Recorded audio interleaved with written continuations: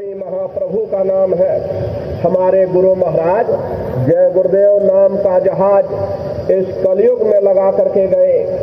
अगर इस जहाज पर सारी दुनिया बैठेगी, ये जहाज सारी दुनिया को पार करेगा।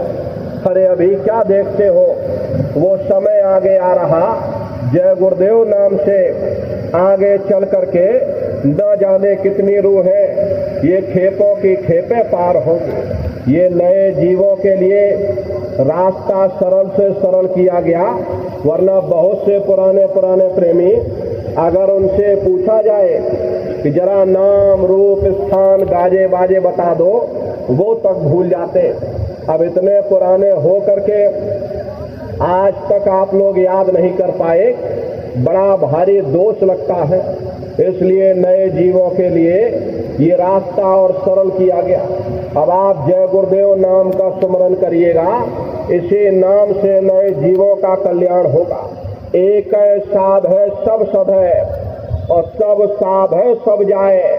जो दो नाव पर पैर रखते वो बीच मझधार में गोता खाते।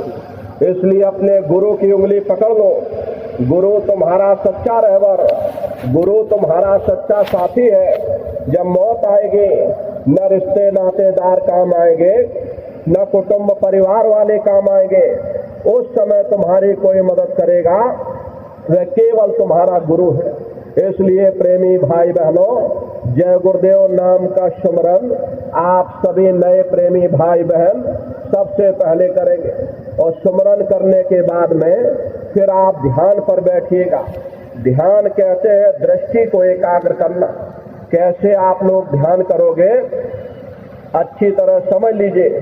प्रेमी भाई बहनों, घर में पलथी मार करके बैठिएगा, बाहर से अपनी आंख को बंद कर देना, और दोनों आंखों के मध्य भाग में जहां पर देवियां बिंदी लगाती हैं और पुरुष जहां टीका लगाते, ये दोनों आंखों के मध्य भाग में दूर सामने अंधेरे में एक जगह अपनी दृष्टि को एकाग्र करिएगा।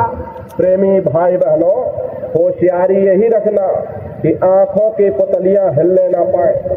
शुरुआती समय में ये आंखों की पुतलियां हिलेंगी, लेकिन जब आप अभ्यास करोगे, करत करत अभ्यास से और जड़मत होत सुजान, जब अभ्यास करोगे तो आंखों की पुतलियां हिलना बंद हो जाएगी। तो दूर सामने अंधेरे में एक जगह अपनी दृष्टि को एकाग्र करिएगा। जैसे ही आपकी दृष्टि सामने अंधेरे में एकाग्र हो जाएगी, तो सुई की नोक के बराबर काले में भी काला बिंदु, बड़ा चमकीला बिंदु होगा, चम चम चम चम चमकेगा, वो आपको सामने दिखाई पड़ जाएगा। प्रेमी भाई बहनों, जब वो चमकदार बिंदु सामने दिखाई पड़ जाए, तब आप अपनी दृष्टि को उस बिंदु पर एकाग्र करिएगा। शुरुआती समय में जब आप अपनी दृष्टि बिंदु पर एकाग्र करोगे, तो बिंदु के चारों तरफ से बड़ा भारी प्रकाश निकलेगा, चक्र की तरह से बहुरंगी प्रकाश होगा। वो प्रकाश धीरे धीरे बड़ा होता चला जाएगा। साधक इतना मोहित हो जाता कि बिंदु को छोड़ देता और दाएं बाएं प्रकाश को देखने में लग जाता। जब आप दाएं बाएं प्रकाश को देखने में लग जाओगे, क्योंकि प्रकाश उस बिंदु से निकल रहा और आपने बिंदु को छोड़ दिया, प्रकाश को देखने में लग गए, तो प्रकाश भी गायब हो जाएगा, बिंदु भी गायब हो जाएगा। इसलिए प्रेमी भाई बहनों, दाएं बाएं बिल्कुल मत देखिएगा। आपका निशाना उस बिंदु पर टिका रहे जिसमें से वो प्रकाश निकल रहा। वही बिंदु दरवाजा है, वही बिंदु खिड़की है। जब एक टक हो करके आप उस दरवाजे को देखते रहोगे, उस बिंदु को देखते रहोगे, वो दरवाजा धीरे धीरे खुलने लग जाएगा। बहुत विशाल वो दरवाजा है, उसी को हरि का द्वार कहा गया। वो हरिद्वार है, धीरे धीरे खुल जाएगा और आप दरवाजे के अंदर दाखिल हो जाओगे। प्रेमी भाई बहनों, बहुत बड़ा मैदान दिखाई पड़ेगा, उसी मैदान में जाकर खड़े हो जाओगे। प्रेमी भाई बहनों, सामने अपने सद्गुरु के स्वरूप का दर्शन होगा। वो आपकी उंगली को पकड़ करके आगे का सफर तय करेंगे। लेकिन सद्गुरु के स्वरूप का दर्शन जब होगा जब आप जय गुरुदेव नाम का सुमरन करोगे। अगर आपने सुमरन न किया तो प्रेमी भाई बहनों, ध्यान के समय दर्शन नहीं होगा। इसीलिए जय गुरुदेव नाम का सुमरन आपको पहले कराया जाता। जब आप जय गुरुदेव नाम का सुमरन करोगे और फिर जब आप ध्यान पर बैठोगे और जब दरवाजे के अंदर दाखिल हो जाओगे तो सबसे पहले उन्हीं के स्वरूप का दर्शन होगा। वो आपकी उंगली को पकड़ करके आगे का सफर तय करेंगे। तो यह है ध्यान करने का तरीका। एक बार फिर से आप लोग समझ लो कैसे ध्यान किया जाएगा। अच्छी तरह समझ जाओगे तभी आप घर पर कर सकोगे। तो पहले एक बार फिर से समझ लो, अपने अपने घरों में पलथी मार करके बैठिएगा। बाहर से अपनी आंख को बंद कर देना। दोनों आंखों के मध्य भाग में जहां पर देवियां बिंदी लगाती हैं और पुरुष जहां टीका लगाते हैं, दोनों आंखों के मध्य भाग में दूर सामने देखिएगा। आपको अंधेरा दिखाई पड़ेगा। बस उसी अंधेरे में एक जगह अपनी दृष्टि को एकाग्र करना। होशियारी यही रहे कि आंखों की पुतलियां हिलने ना पाए। किसी के बारे में सोचिएगा नहीं, किसी के बारे में विचार मत करिएगा। ऐसे समय पर मन भागेगा, मन विचार करेगा। दुनिया भर के विचार आएंगे, लेकिन विचारों को रोकना है।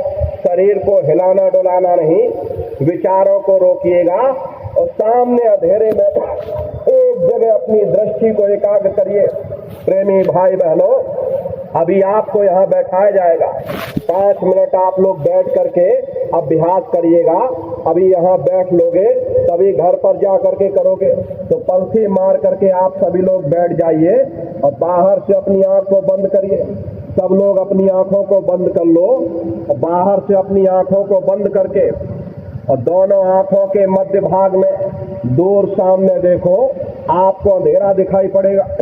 उसी अंधेरे में एक जगह अपनी दृष्टि को एकाग्र करो। आंख को बंद करो और दूर अंधेरे में एक जगह विचार भागने न पाए, मन भागने न पाए। दूर सामने अंधेरे में एक जगह अपनी दृष्टि को टिकाने की कोशिश करो। बैठ जाओ सभी लोग।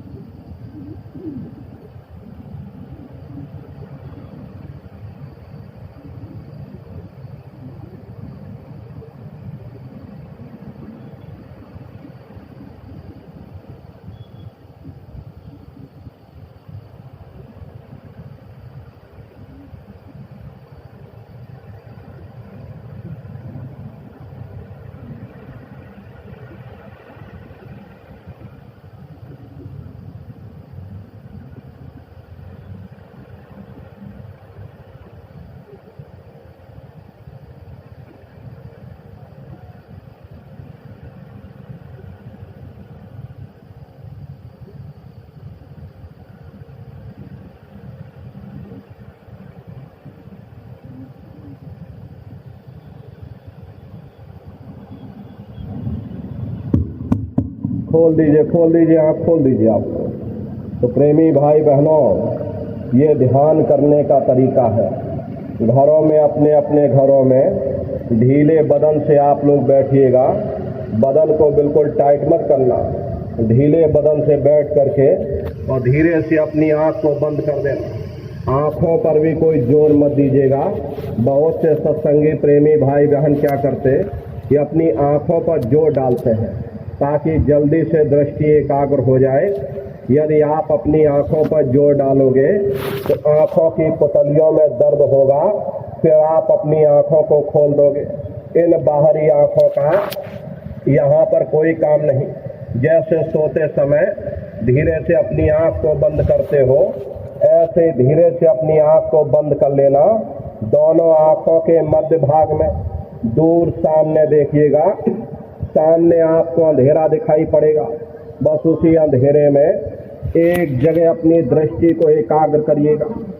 किसी के बारे में कोई विचार मत करना, किसी के बारे में बिल्कुल सोचिएगा नहीं। मन भागे खींच करके लाओ और सामने अंधेरे को देखते रहो। एक काम बस इतना करो, वो सामने अंतर में अंधेरा दिखाई दे रहा, बस उसी अंधेरे को देखते रहो। शरीर को बिल्कुल हिलाना डुलाना नहीं और मन को बिल्कुल भगाइएगा नहीं। विचारों को बिल्कुल रोक करके रखिए और सामने अंधेरे को देखते रहोगे। देखते देखते देखते देखते आपकी दृष्टि अंधेरे में एकाग्र हो जाएगी और जैसे ही आपकी दृष्टि उस अंधेरे में एकाग्र हुई तो सुई की नोक के बराबर काले में भी काला बिंदु चम चम चम चम चमकेगा, वो सामने दिखाई पड़ जाएगा। और जब बिंदु सामने दिखाई पड़ जाएगा तब आप अपनी दृष्टि को उस बिंदु पर एकाग्र करिएगा और जैसे ही आपकी दृष्टि बिंदु पर एकाग्र हुई, वो बिंदु दरवाजा है, दरवाजा खुल जाएगा और आप दरवाजे के अंदर दाखिल हो जाओगे। लेकिन प्रेमी भाई बहनों, बैठने का अभ्यास बनाना पड़ेगा। 1 घंटा कम से कम शरीर को बैठा करके रखना पड़ेगा। प्रेमी भाई बहनों, शरीर को स्थिर करने में 1 घंटे का समय लगता है और जब शरीर 1 घंटे बाद आपका स्थिर हो जाएगा, फिर 1 घंटा मन को स्थिर करने में लगेगा और जब तक शरीर नहीं स्थिर होगा, ये मन आपका स्थिर नहीं हो सकता। जैसे पानी होता है, पानी यदि हिलता रहेगा तो परछाई साफ नजर नहीं आएगी।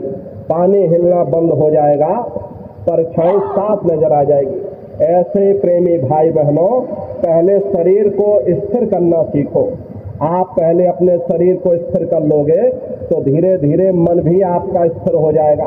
मन भागेगा, खींच कर लाइए, फिर अंधेरे में लगाइए, फिर भागे, फिर खींच कर लाइए।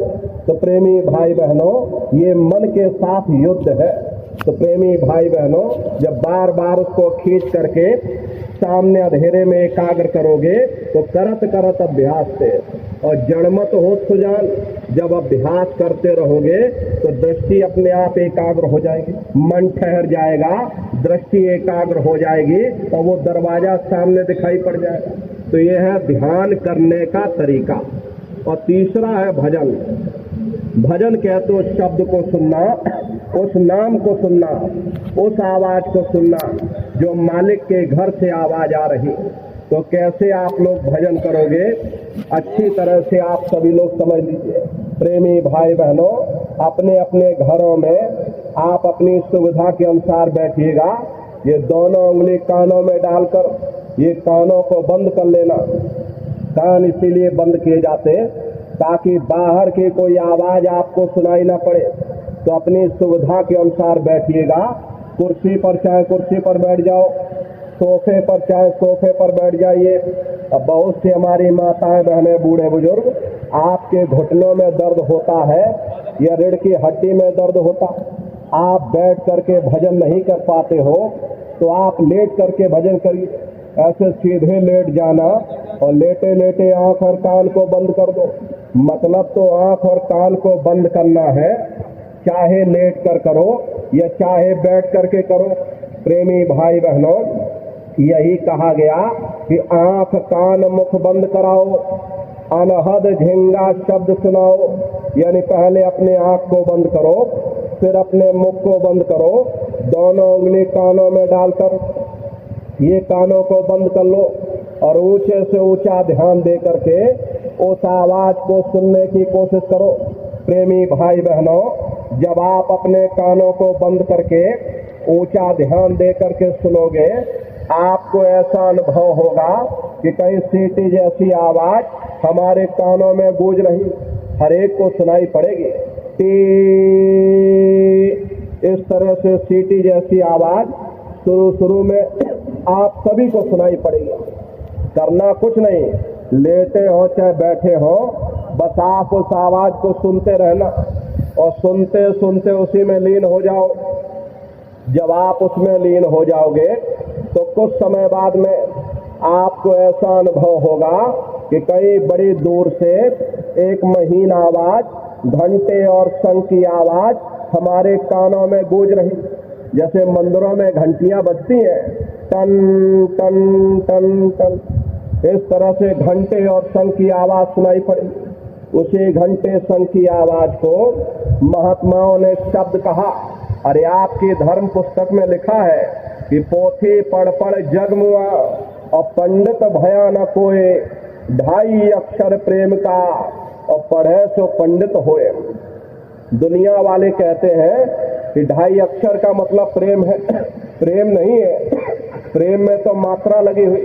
यहाँ पर जिस 2.5 अक्षर का वर्णन उन महात्माओं ने किया वो है शब्द, शा आदा बा और दा। उसी शब्द को महात्माओं ने नाम कहा। कलयुग केवल नाम अधारा और सुमेर सुमेर नरुत रही पारा। कलयुग में केवल नाम का आधार है, वो नाम तुम्हारे अंदर दिन और रात धुनकारे दे रहा। तो उसी घंटे शंख की आवाज को महात्माओं ने शब्द या नाम कहा। उसी घंटे शंख की आवाज को मुसलमान फकीरों ने कलमा कहकर याद किया।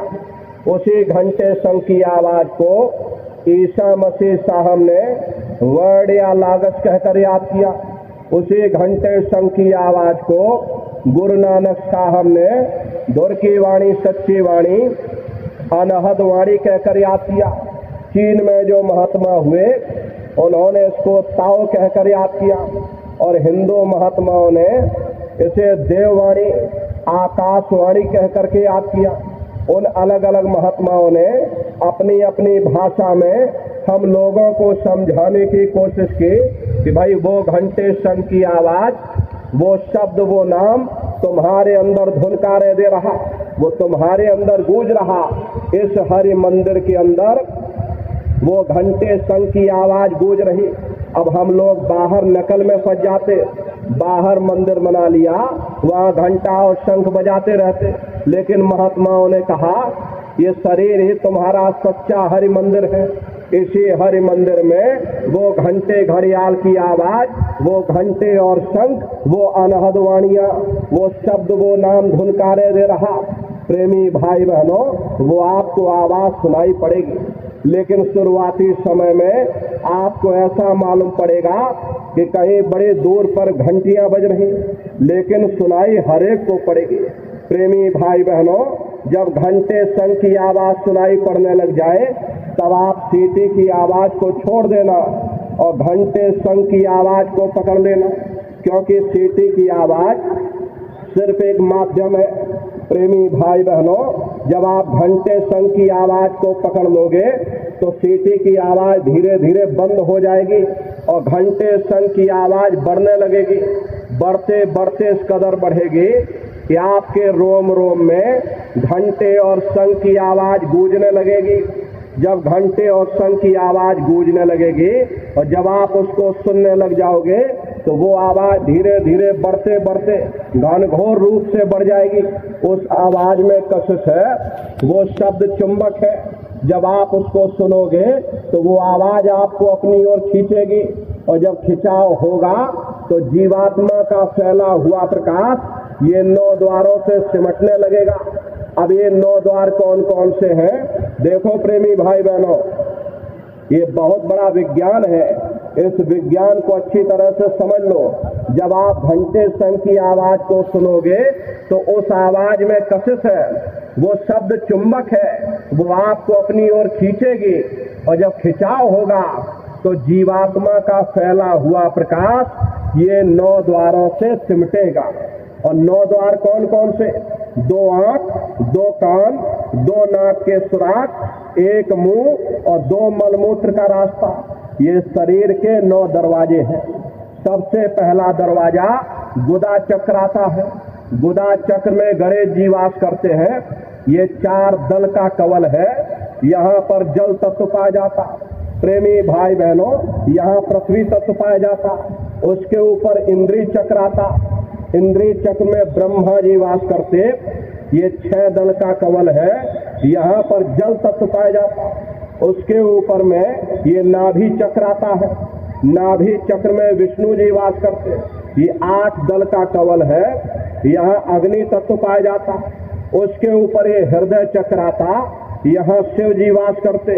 ये 12 दल का कवल है। यहाँ पर वायु तत्व पाया जाता। उसके ऊपर एक कंठ चक्र आता। यहाँ आद्या महाशक्ति वास करते हैं। ये 16 दल का कवल है। और आप सबसे ऊपर आपकी जीवात्मा सबसे ऊपर दोनों आंखों के मध्य भाग में बैठी है, जहाँ पर देवियां बिंदी लगाती हैं और पुरुष जहाँ टीका लगाते। ये बिंदी टीका यहाँ इसीलिए लगाया जाता क्योंकि यहाँ जीवात्मा बैठी है, उसका श्रृंगार किया जाता। तो यहीं पर बैठ करके जीवात्मा अपने प्रकाश को नीचे चक्रों में फैलाती है, जिससे आपका शरीर चलता है। जब आप भजन करोगे, घंटे शंख की आवाज को सुनोगे, तो उस आवाज में कशिश है।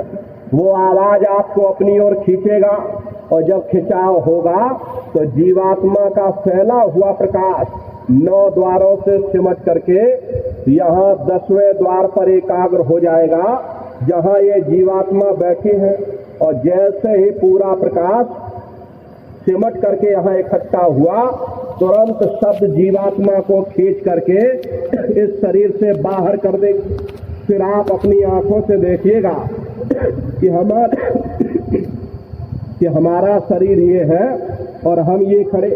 आप अपने ही शरीर से अलग हो जाओगे। प्रेमी भाई बहनों, आप शरीर नहीं हो, आप एक जीवात्मा हो। ये शरीर तो एक माटी का पुतला है।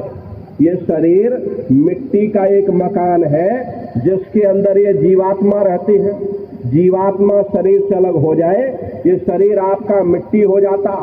लेकिन प्रेमी भाई बहनों, इसका मतलब ये मत समझ लेना कि जीवात्मा शरीर से अलग हो जाएगी तो हम मर जाएंगे। ऐसा नहीं है। साधना के समय और मृत्यु के समय में अंतर होता है। साधना के समय क्या होता, ये जीवात्मा शरीर से अलग होती है, लेकिन प्राणों की डोरी जीवात्मा और शरीर को बांधे रहती। वो डोरी जब टूटेगी, जब श्वासों की पूंजी समाप्त होगी, उससे पहले डोरी नहीं टूटती। जीवात्मा शरीर से अलग हो जाएगी और ब्रह्मांडों की सैर करेगी।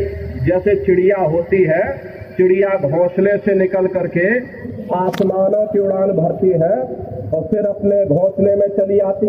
ऐसे ही तुम्हारी जीवात्मा इस शरीर रूपी घोंसले से निकल करके और ब्रह्मांडों की सैर करेगी और घूम करके फिर अपने शरीर में आ जाएगी। बड़ी भारी रफ्तार होती है। पलक झपकते है जीवात्मा खरबों योजन ऊपर चली जाती। हरे प्रेमी भाई बहनों, ये सूरज चांद सितारों को पार करने के बाद सबसे पहले जो आपको लोक मिलेगा, जब तुम्हारी जीवात्मा इस शरीर से अलग हो करके और ब्रह्मांडों की सैर करेगी, तो सूरज चांद सितारों को पार करने के बाद सबसे पहले जो तुमको लोक मिलेगा, उसे महात्माओं ने शिवलोक कहा। वो शिवलोक तमोगुणी स्थान है। वहाँ के मालिक शिव जी हैं। वो पार्वती जी के साथ उस लोक में विराजमान है। प्रेमी भाई बहनों, शिव जी का दर्शन करने के बाद फिर यही जीवात्मा फिर ऊपर की ओर चढ़ेगी, तो उसी के ऊपर ब्रह्मा जी का लोक मिलेगा। ब्रह्मा जी का लोक वो रजोगुणी स्थान है। वहाँ के मालिक ब्रह्मा जी हैं। वो गायत्री, सावित्री और सरस्वती के साथ उस लोक में विराजमान है।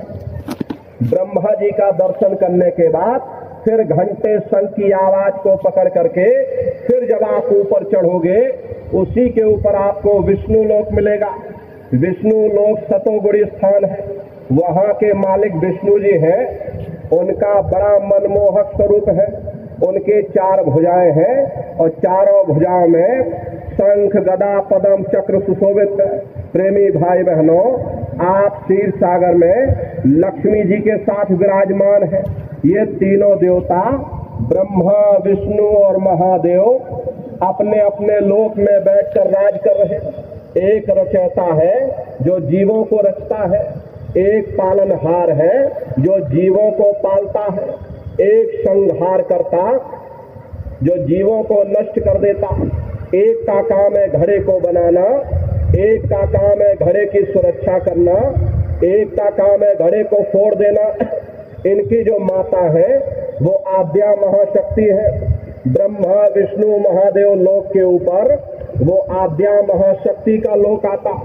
उसी लोक को पार करने के बाद सबसे पहला खंड पड़ता है, या यूं कह लीजिए कि पहला देश पड़ता, जिसे महात्माओं ने सहस दल कवल कहा। प्रेमी भाई बहनों, सहस दल कवल वो राजधानी है।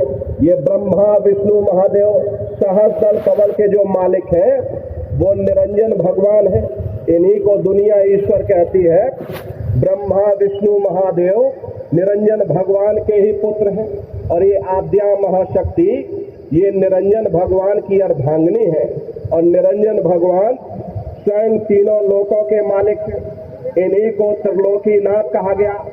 हिंदू इन्हीं को परमात्मा कहते, मुसलमान उन्हीं को खुदा कहते, ईसाई उन्हीं को गॉड कहते हैं। घंटे और शंख की आवाज जो हर इंसान के अंदर गूंज रही, वो आवाज उन्हीं के मुखारबिंद से हो रही। निरंजन भगवान का जो स्वरूप है वो ज्योतिष स्वरूप है। 1000 बाती की अखंड ज्योति वहां पर बराबर जल रही। हम आप यहाँ ज्योत जलाते हैं, इस ज्योत में तेल की जरूरत पड़ती है, बाती की जरूरत पड़ती, लेकिन वो अखंड ज्योति ऐसी है जिसमें ना तेल की जरूरत है और ना बाती की जरूरत है।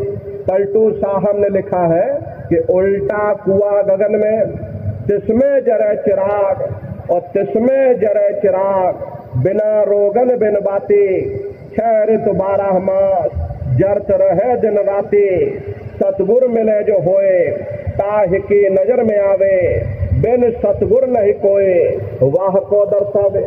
वो अखंड ज्योति ऐसी है, पूरा ब्रह्मांड उससे प्रकाशवान है। जितने देवी देवता ब्रह्मा विष्णु महादेव, आपकी उत्पत्ति वहीं से हुई। वहां के धनी का दर्शन करने के बाद फिर ये जीवात्मा दूसरे मंडल के शब्द को पकड़ करके दूसरे मंडल की चढ़ाई करती। श्याम तज श्वेत को गहना, तुरत को तान धुन सुनना, और बंक के द्वार धस बैठो और त्रिकुटी जाए कर लेना। उसी के ऊपर दूसरा देश आता है जिसे महात्माओं ने त्रिकुटी देश कहा। वहाँ के जो मालिक हैं वो ब्रह्म है।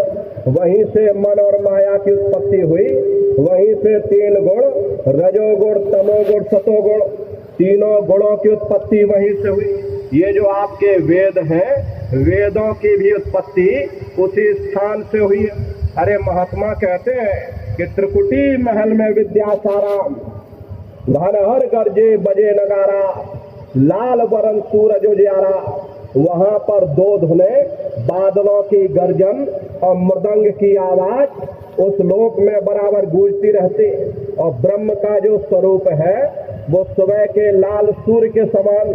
ये सूरज कुछ नहीं, ऐसे लाखों सूर्य इकट्ठे करोगे तो वहां का एक सूर्य बनेगा। ब्रह्म का जो स्वरूप है वो सुबह के लाल सूर्य के समान है। इसीलिए वहां का पूरा ब्रह्मांड लाल है। जहां तक आपकी निगाह जाएगी ब्रह्म देश में चारों तरफ आपको लाल ही लाल नजर आएगा। इसीलिए महात्माओं ने लिख दिया कि लाली मेरे लाल की, और जित देखो तो लाल, लाली देखन में गई और मैं भी हो गई लाल। वो पूरा ब्रह्मांड ही लाल है। जितने साधक वहां पहुंच जाते उन सभी को योगेश्वर कहा जाता। जैसे व्यास जी हुए, वशिष्ठ जी हुए, वाल्मीकि जी हुए, इन सब की पहुंच वही तक थी। प्रेमी भाई बहनों, श्री कृष्ण भगवान जितने साधक वहां पहुंच जाते हैं उन सभी को योगेश्वर कहा जाता। योगेश्वर भगवान श्री कृष्ण उसी देश में वास करते। ये जो ब्रह्म देश है वो श्री कृष्ण भगवान का ही देश है। श्री कृष्ण भगवान वहीं पर रहते हैं। वहां के धनी का दर्शन करने के बाद, यानी श्री कृष्ण भगवान का दर्शन करने के बाद फिर यही जीवात्मा तीसरे मंडल के शब्द को पकड़ करके और तीसरे मंडल की चढ़ाई करेगी।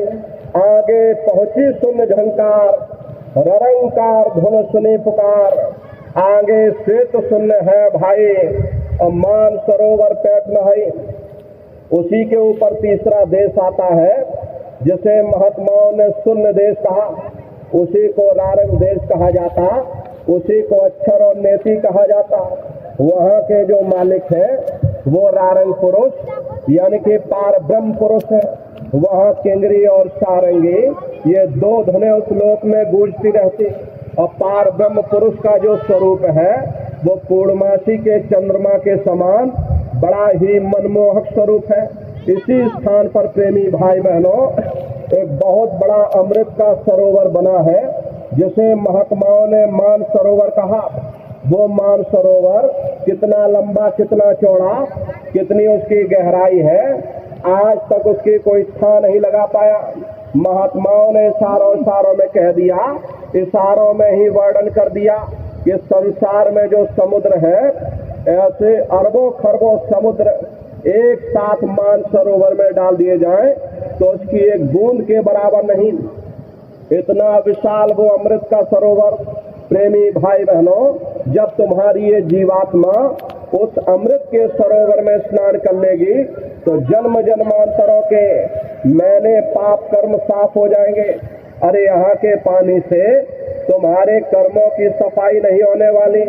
ये बाहर का पानी तुम्हारे शरीर के मैल को धो सकता, लेकिन जो पापों का मैल है, जो अंतःकरण में गंदगी जमा, वो जब साफ होगी, जब आप तीसरे मंडल पर पहुंच करके उस गंगा में डुबकी लगाओगे।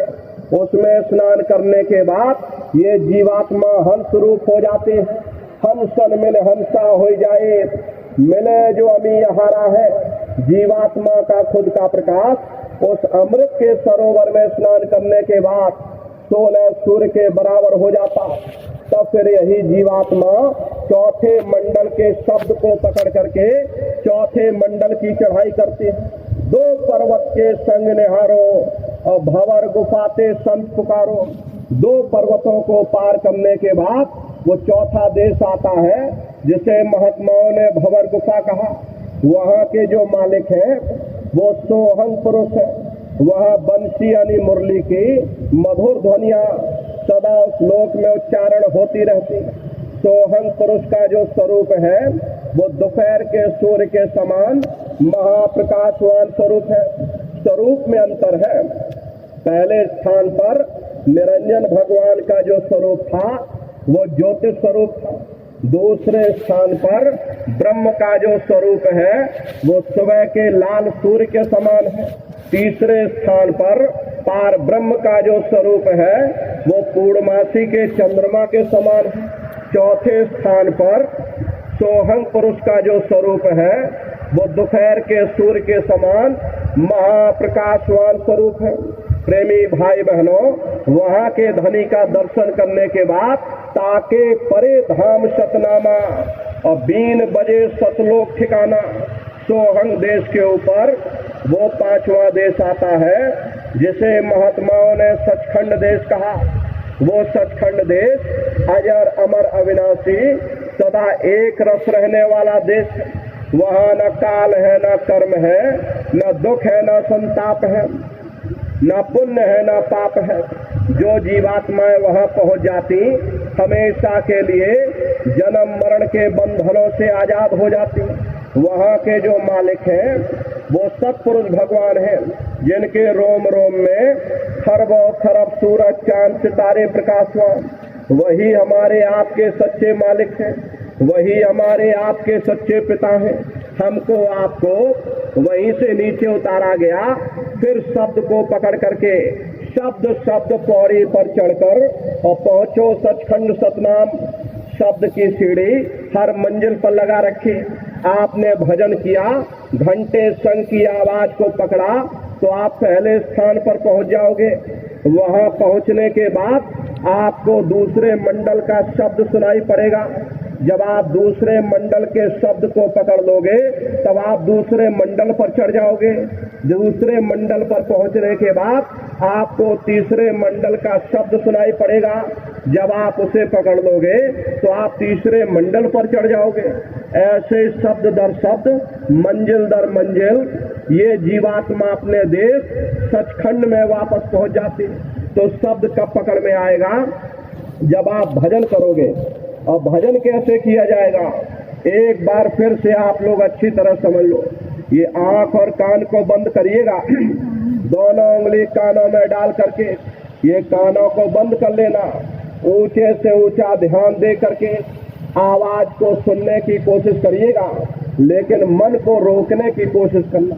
ऐसे समय पर आपका ये मन जरूर भागेगा। आप अपने आप को कितना भी अंधेरी कोठरी में बंद कर लो, शरीर बंद पड़ा रहेगा, लेकिन मन सारी दुनिया में भागेगा। अभी कोई दुकान दफ्तर छोड़कर आया, शरीर बेचारा यहाँ बैठा, लेकिन मन दुकान दफ्तर में भाग रहा। कोई घर परिवार बाल बच्चों को छोड़कर आया, शरीर बेचारा यहाँ बैठा, लेकिन मन बाल बच्चों में भाग रहा। तो प्रेमी भाई बहनों, ये मन भागता रहता है। जिन्होंने मार मन डाला उन्हीं को सूरमा कहना, बड़ा बैरी ये मन घट में, इसी का जीत ना कटना। अगर दुनिया में कोई हमारा दुश्मन है वह केवल हमारा मन है। ये मन रूपी रावण कब मरेगा? जब 9 द्वारों पर फतेह हासिल करके तुम यहाँ 10वें द्वार पर चढ़ जाओगे, तब सही मायने में दशहरा मनाई जाएगी। ये बाहर की दशहरा नहीं है जो लकड़ी का रावण फूंक देते हो। अरे महात्माओं ने कहा कि सही मायने में तुम विजयदशमी कब मनाओगे? तुम दशहरा कब मनाओगे? जब 9 द्वारों पर फतेह हासिल करके तुम यहाँ 10वें द्वार पर चढ़ जाओगे, तब सही मायने में ये मन रूपी रावण मरेगा। तब तुम्हारी ये जीवात्मा को महात्माओं ने राम भी कहा। प्रेमी भाई बहनों, तब ये राम अपने देश पहले स्थान पर रावण को मार करके अयोध्या नगरी जाएगी। अरे आपके धर्म पुस्तकों में लिखा है, एक राम दशरथ का बेटा, एक राम घट घट में लेटा, एक राम का शकल पचारा, और एक राम है सबसे न्यारा। एक वो राम है जो अयोध्या के वासी हैं। एक राम घट घट में लेटे, हमारी आपकी जीवात्मा जो हर एक के अंदर मौजूद है। महात्माओं ने कहा भाई एक वो राम है, एक राम का शकल पसारा, यानी पहले स्थान के मालिक वो निरंजन भगवान जिनको दुनिया त्रिलोकीनाथ कहती है, जो तीनों लोकों के मालिक है। महात्माओं ने कहा भाई एक वो राम है, और एक राम है सबसे न्यारा, 5वें स्थान के मालिक वो सतपुरुष भगवान जो हमारे आपके सच्चे पिता हैं। महात्माओं ने कहा भाई एक वो राम है। तो महात्मा तो राम की महिमा गाते हैं। जब ये मन रूपी रावण मर जाएगा, तब तुम्हारी ये जीवात्मा ये राम शब्द को पकड़ करके और पहले स्थान पर अयोध्या नगरी में पहुंचेगी और निरंजन भगवान के स्वरूप का यानी ज्योतिष स्वरूप का दर्शन करेगी। तब सही मायने में दिवाली मनाई जाएगी। तो महात्माओं का अपना एक आध्यात्मिक उद्देश्य रहा। मोटी बात आप लोग समझो, भजन कैसे करोगे? आंख कान को बंद कर लेना, ऊंचा ध्यान दे करके सुनिएगा। सीटी जैसी आवाज मिलेगी, उसको पकड़ लेना, उसको सुनते रहना, सुनते सुनते उसी में लीन हो जाओ। जब आप उसमें लीन हो जाओगे तो कुछ समय बाद में आपको अनुभव होगा कि कहीं बड़ी दूर से एक महीन आवाज, घंटे और शंख की आवाज हमारे कानों में गूंज रही। जब घंटे और शंख की आवाज आपको सुनाई पड़ने लग जाए, तब आप सीटी की आवाज को छोड़ देना और घंटे शंख की आवाज को पकड़ लेना।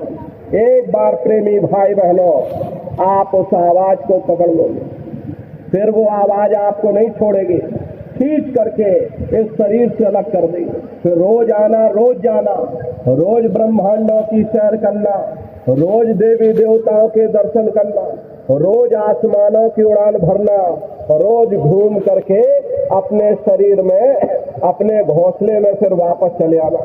ये भजन करने का तरीका। भजन का मतलब है भजो, अपने घर वापस चलो।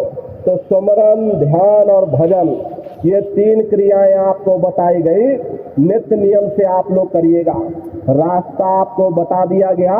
जो पुराने प्रेमी भाई बहन हैं, आप लोग प्रेमी भाई बहनों, जो नए लोग आए हुए, उनको अच्छी तरह थोड़ा समझा दीजिएगा, अपने सामने बैठाइएगा, ताकि वो लोग भी कर सकें, उनकी भी जीवात्मा का कल्याण हो। तो प्रेमी भाई बहनों, सुमरन, ध्यान और भजन आप सभी लोग बराबर करिएगा। और देखो प्रेमी भाई बहनों, गुरु महाराज का जो संदेश, गुरु महाराज का जो आदेश है, शाकाहारी का प्रचार अपने अपने क्षेत्रों में आप सभी लोग बराबर करते रहना। ये बहुत बड़ी सेवा गुरु महाराज आपको सौंप करके गए। गुरु महाराज कहते थे, बच्चा तुम शाकाहारी का प्रचार करते रहना, इसी से देश और दुनिया में भारी परिवर्तन होगा। प्रेमी भाई बहनों, परिवर्तन कोई कानून बनाने से नहीं होता, परिवर्तन कोई आंदोलन करने से नहीं होता, परिवर्तन कोई तोड़ फोड़ करने से नहीं होता। परिवर्तन तब होता है जब लोगों के विचार बदलते हैं, लोगों की भावनाएं बदलती हैं। विचार जब बदलेंगे, जब लोगों का खान पान शुद्ध होगा। देसी कहावत है, जैसा खाए अन्न वैसा होए मन। जब इंसान पशुव्रती भोजन करेगा, उसकी बुद्धि स्वतः ही पशुओं जैसी हो जाएगी, सोच विचार उसका चिंतन स्वतः ही पशुओं जैसा हो जाएगा। फिर जिस शराब के नशे में माँ बहन बेटी की पहचान खत्म हो जाए, उस शराब को पी करके यह कैसे पता चलेगा कि क्या अच्छा और क्या बुरा है। यही कारण है कि आज घर समाज में, देश और दुनिया में, आपसी मुल्कों में ये रगड़े और झगड़े फैले हुए। अगर सभी मानव जात के लोग, सभी कौम कौमियत, सभी मजहब वाले लोग हमारे गुरु महाराज परम संत बाबा जय गुरुदेव जी महाराज के उन वचनों पर अमल करें, सभी लोग शाकाहारी हो जाएं, तो देश और दुनिया में अमन चैन आ जाएगा, घर परिवार में सुख शांति आ जाएगी। देखो प्रेमी भाई बहनों, हम लोग मंदिर बनवाते हैं, हम लोग मस्जिद बनवाते हैं, उन मंदिरों में नहा धो करके जाते हैं, कहते भाई परमात्मा के रहने की जगह है, हमको नहा धो करके जाना चाहिए, फूल अगरबत्ती ले जाना चाहिए।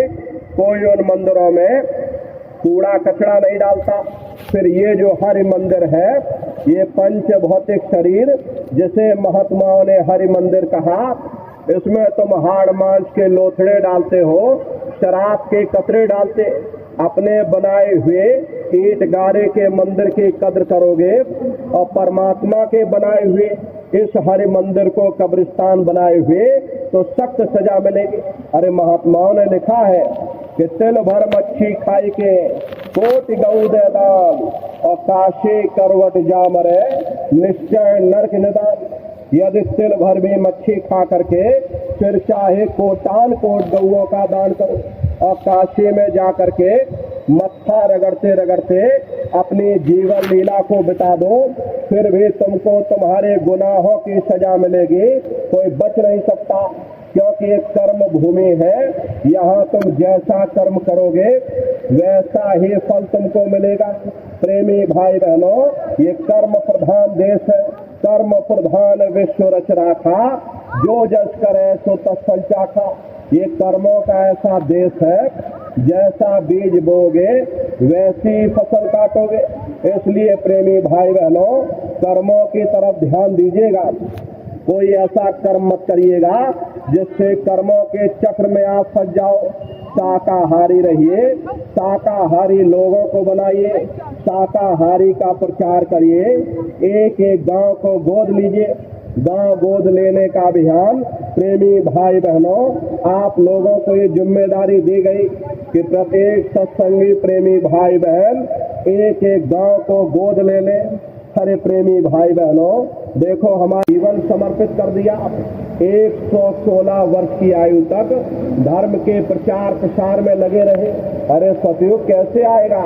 जो आप लोग प्रचार करते हो वही कलयुग में कलयुग जाएगा और कलयुग में सतयुग आएगा। तो सतयुग कैसे आएगा? सतयुग कोई भाषण देने से नहीं आने वाला। सतयुग जब आएगा जब आप धर्म का प्रचार करोगे, और धर्म का प्रचार करने की जिम्मेदारी हम समस्त प्रेमी भाई बहनों की है, क्योंकि हम सभी लोग अपने गुरु महाराज के जलाए हुए चिराग हैं। अगर एक एक चिराग, एक एक दीपक एक एक गांव में पहुंच जाएगा, ये पूरा गांव प्रकाशवान हो जाएगा, ये पूरा समाज प्रकाशवान हो जाएगा। इसलिए प्रेमी भाई बहनों, आपकी जिम्मेदारी बनती है अपने गुरु महाराज के संदेशों को घर घर गांव गांव तक आप सभी लोग पहुंचाइएगा। इसी के साथ देखो प्रेमी भाई बहनों, आगे कार्यक्रम गुरु महाराज की दया कृपा से बस्ती में ये कार्यक्रम होगा। ये तो शुरुआत उसकी यहाँ से की गई, इसकी शुरुआत है, ये पहला दिन है, लेकिन विधिवत कार्यक्रम ये बस्ती में इसकी शुरुआत होगी। गुरु महाराज की दया कृपा रहेगी और स्वास्थ्य ठीक रहेगा तो मालिक की दया कृपा से ये कार्यक्रम संपन्न होंगे। आप सभी से हमारी प्रार्थना और अपील है कि आप सभी लोग थोड़ा मेहनत करिए। धर्म के प्रचार में आप सभी लोग अपना अपना योगदान दीजिएगा। गुरु महाराज ने इतनी मेहनत की, आप लोग भी थोड़ी थोड़ी मेहनत कर ले जाओगे।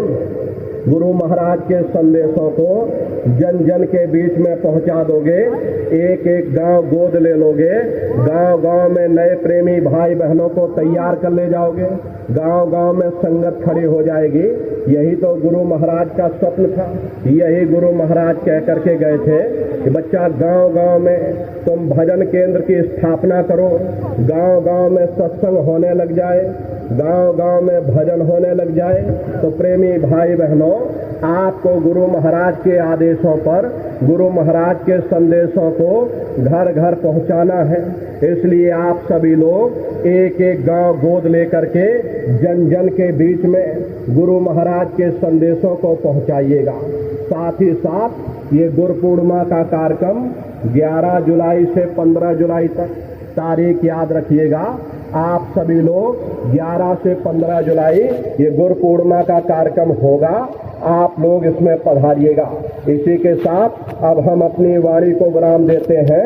यदि कोई गलती भूल चूक कहने सुनने में हमसे हुई हो तो प्रेमी भाई बहनों, हमको छोटा समझ करके आप सभी प्रेमी भाई बहन हमको क्षमा करेंगे। बोलो जय